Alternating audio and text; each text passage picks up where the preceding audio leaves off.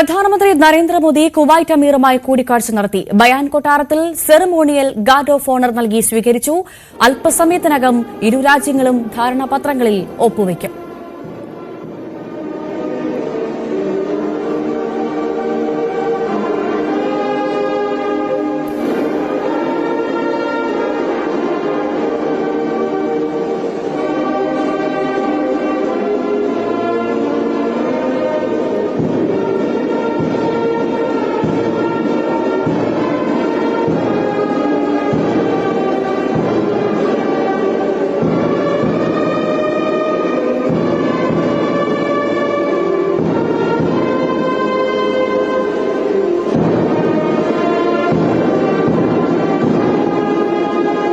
മനു ഭരത് ചേരുന്നു വിവരങ്ങളുമായി. മനു, രാജകീയ വരവേൽപ്പ് തന്നെയാണ് പ്രധാനമന്ത്രി നരേന്ദ്രമോദിക്ക് കുവൈറ്റിൽ ലഭിച്ചത്. അക്കാര്യത്തിൽ സംശയമേയില്ല.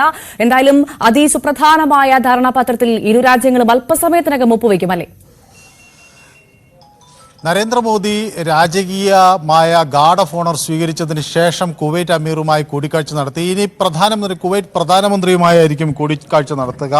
അഹമ്മദ് അൽ അബ്ദുള്ള അൽ ഷബാഹുമായി അദ്ദേഹം കൂടിക്കാഴ്ച നടത്തിയതിന് ശേഷമാകും ഒരു സംയുക്ത പ്രസ്താവന ഉണ്ടാകുമെന്നാണ് പ്രതീക്ഷിക്കുന്നത്. ഏതായാലും നിർണായകമായ ചില ധാരണാപത്രങ്ങളിൽ ഒപ്പുവയ്ക്കും എന്ന് മനസ്സിലാക്കുന്നു. ഇന്ത്യയിലേക്ക് കൂടുതൽ വിദേശ നിക്ഷേപം ആകർഷിക്കുക എന്നതാണ് പ്രധാനമന്ത്രി നരേന്ദ്രമോദിയുടെ സന്ദർശനത്തിലെ പ്രധാന ലക്ഷ്യങ്ങൾ ഒന്ന്. ഒപ്പം തന്നെ ഇരു രാജ്യങ്ങളും തമ്മിലുള്ള സൗഹൃദം ശക്തിപ്പെടുത്തുക.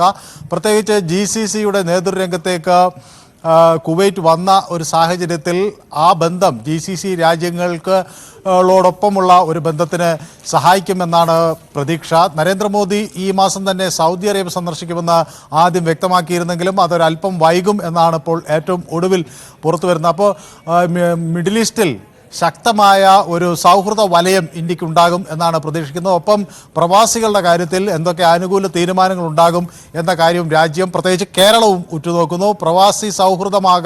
കൂടുതൽ പ്രവാസി സൗഹൃദമാകാൻ കുവൈറ്റ് ഏതൊക്കെ തരത്തിലുള്ള നീക്കങ്ങൾ നടത്തും എന്നതൊക്കെ വളരെ നിർണായകമാണ്. ഏതായാലും ഇരു രാജ്യങ്ങളും സഹവർത്തിത്വവും അതുപോലെ ഐക്യത്തോടും മുന്നോട്ട് പോകാൻ ഉള്ള ഒരു തീരുമാനത്തിൽ ആണ് ഇപ്പോൾ മുന്നോട്ട് പോയിക്കൊണ്ടിരിക്കുന്നത്. ഏതായാലും അത് കൂടുതൽ ശക്തമാകും എന്നുള്ള പ്രതീക്ഷ തന്നെയാണ് ഉള്ളത്.